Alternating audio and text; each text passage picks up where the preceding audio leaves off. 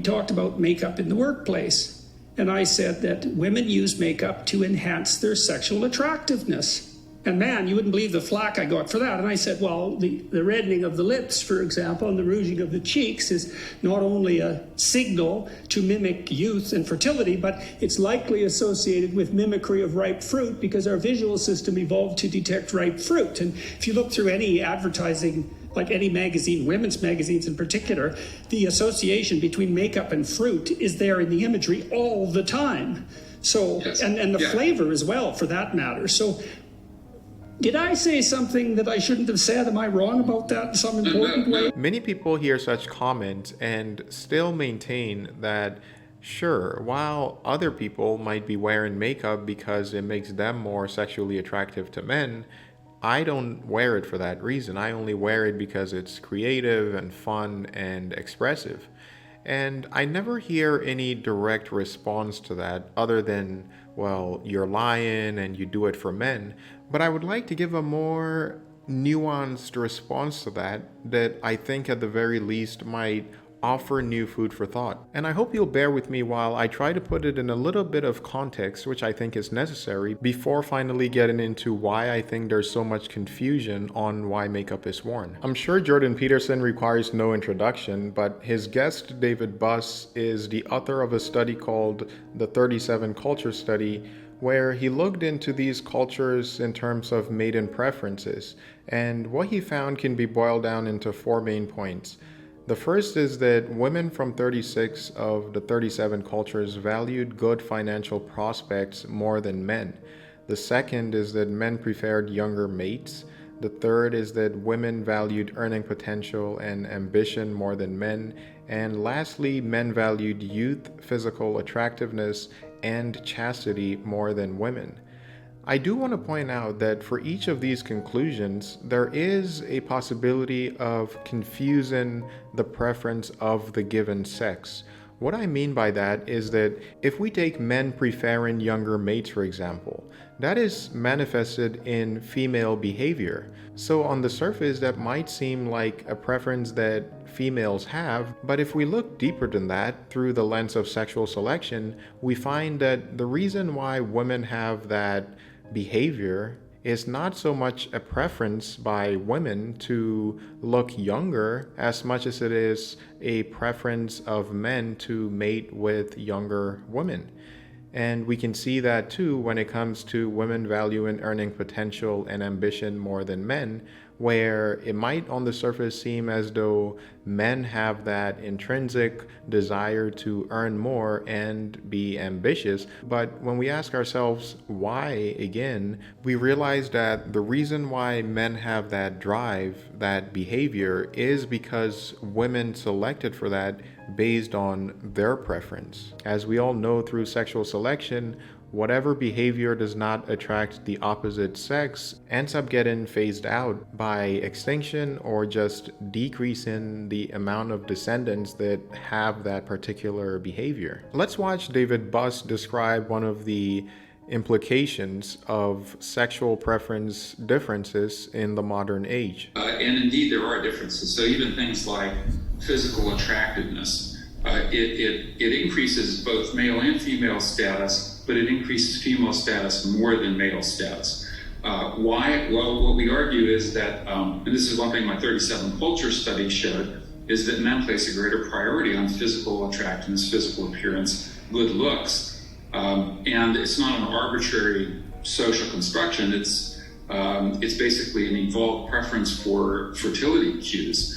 Men who mated with infertile women failed to become ancestors. So just as men place a greater value on physical attractiveness than women in their mate selection, women place a greater value on a man's status and resources. And so you could say, well, men view women as sex objects, but women view men as success objects.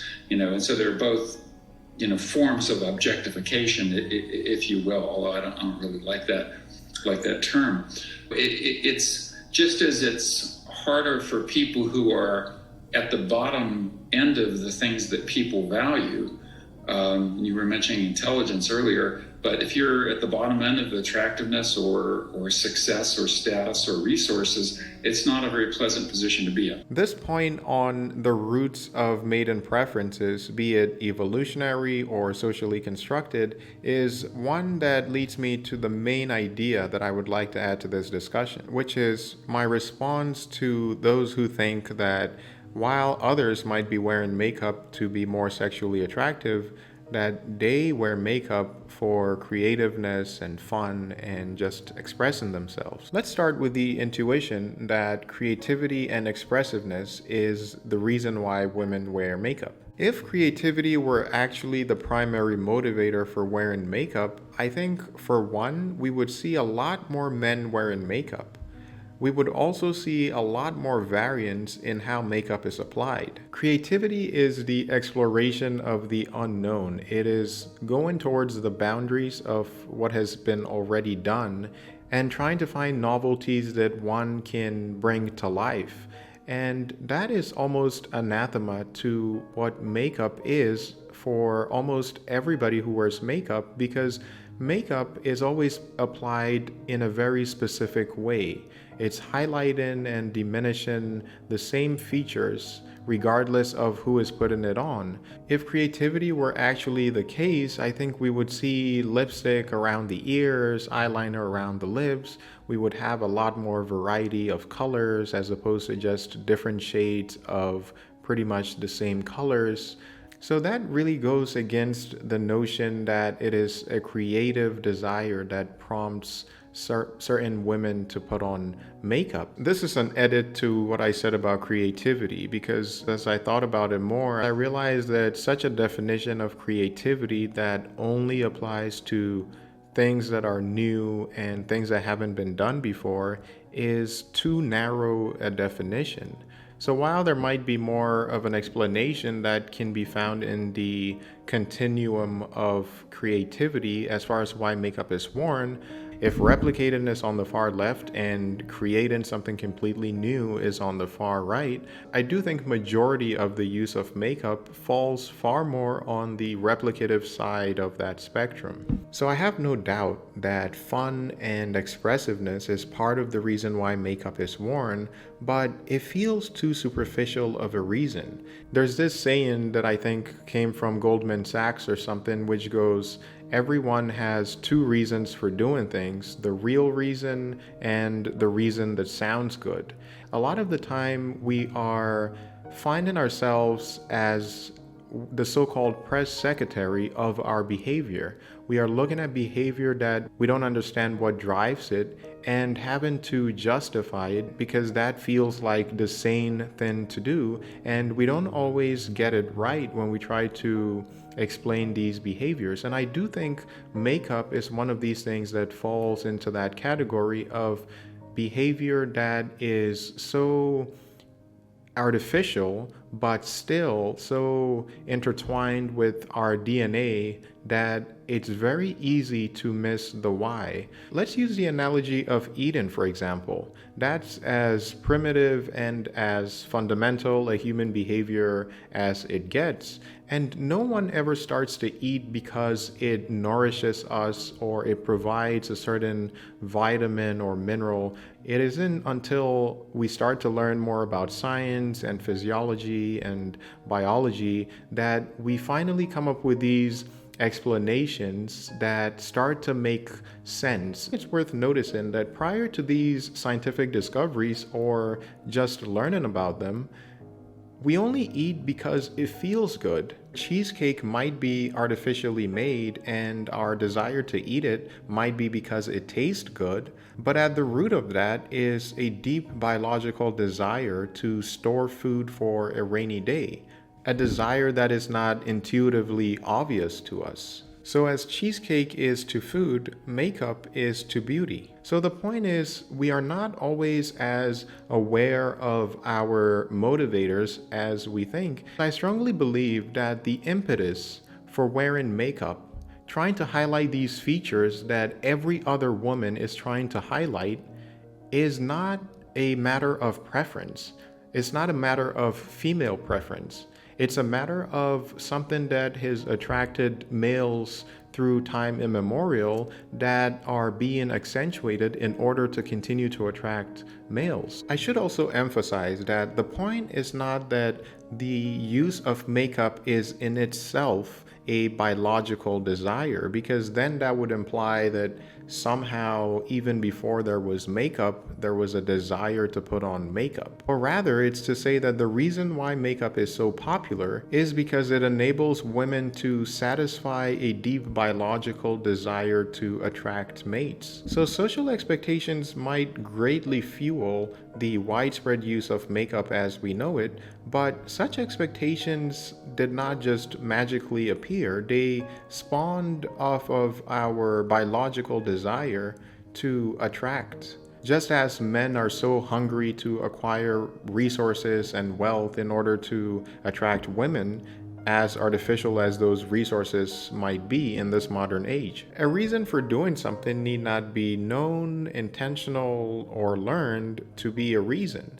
It need not even be applicable, as in the case of married women. The only requisite is really just being human. It's as innate and instinctive and no less fun or creative as a cat making dough. I'm sorry, I could not help making that analogy. But you get the point. Let's listen in again on Peterson and Buss discuss why there's so much pushback to this idea that it is less a matter of preference and more a matter of biology. This finding that men prioritize physical attractiveness, and that physical attractiveness is not just this arbitrary social construction, but in fact, underlying it is a set of cues to youth and cues to health and hence cues to fertility. This is a very upsetting notion to some people. And so I was actually, even before I published the 37 Culture Study, I gave a talk on it to a sociology department when I was at Michigan. And a female professor came up to me afterwards and said that I shouldn't publish the findings. And I said, well, why not? Because to me, empirical findings are empirical findings, But she said that women had it hard enough without in competing with each other on physical appearance without being told that men have this evolved preference for it, and so the standard social science model is more comfortable for people to believe, oh, it's just arbitrary and infinitely changeable, and you go to, any different culture and they value a whole different set of things. And the notion that we have evolved preferences for fertility cues is anathema to some people. Well, but you can understand it to some degree, because a lot of the truths that psychologists have stumbled over, let's say, are actually quite painful. I mean, I reviewed the IQ literature for about 20 years trying to get to the bottom of it, and it's very distressing to realize how wide the human differential is in cognitive ability. It's really quite a staggering thing to understand how broad that gap is and how much pain that causes, especially at the lower end of the distribution. And the fact that men are stringently selected for, let's say, the capacity to acquire position in a competence hierarchy, and women are brutally punished in terms of their sexual attractiveness for not manifesting signs of fertility and youth. It's like there's a real harshness to that, but it's the harshness, I think it's the harshness of life. And actually understanding that makes it less harsh insofar as understanding is useful. No, I would agree with that. And, I've stumbled across a lot of findings in my research, and we'll get to the issue of conflict between the sexes, that I find personally distressing, that I wish didn't exist, but they do. And so I feel similarly that, we're better off confronting our nature and the empirical reality, including sex differences in that nature, rather than just pretending that these features don't exist. Well, we also should be very cognizant of the fact that the counterclaim, which is that, well, there are no biological what do you see, structures underlying our perception, sexual perception and otherwise, and our cognition. So we have no biological nature, which means we're infinitely amenable to social utopian schemes that are designed to turn us into a particular vision of human. And there's great danger in that too. So that's the other side of the coin. Yeah. There's danger everywhere. Yeah, well, what I would say is, implicit in those notions is that humans are passive vehicles rather than active strategists that can be easily manipulated by whatever. So there you have it. I would love to read your comments on whether you think the widespread use of makeup is more of a personal thing and has nothing to do with male preferences, or if you think that it is more grounded in biological instincts to attract males.